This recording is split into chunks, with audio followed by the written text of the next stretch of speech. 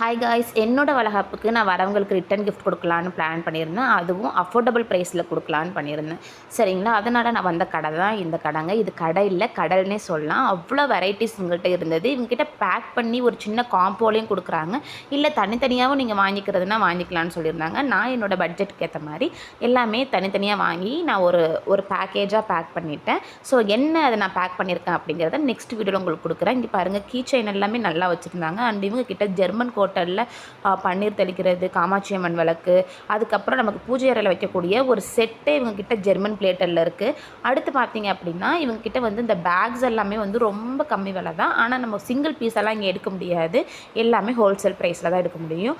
அதுக்கப்புறம் சீர்வரிசை தட்டு அரேஞ்ச் பண்ணணும் அப்படின்னு நினச்சிங்கன்னா நமக்கு என்ன ரேட்டில் வேணுமோ, என்ன ஷேப்பில் வேணுமோ எல்லாமே குறைஞ்ச விலையில் கொடுக்குறாங்க. நான் என்ன வாங்கினேன் அப்படிங்கிறதையும், நான் என்ன ரிட்டன் கிஃப்ட் கொடுத்தேன் அப்படிங்கிறதையும் அடுத்த ஒரு வீடியோவில் உங்களுக்கு நான் போடுறேன். கண்டிப்பாக என்னோடய சேனலை ஃபாலோ பண்ணுங்கள். அதுக்கப்புறம் இந்த கடை பற்றி தெரிஞ்சுக்கணுன்னா ஃபாலோ பண்ணுங்கள். Thank you all.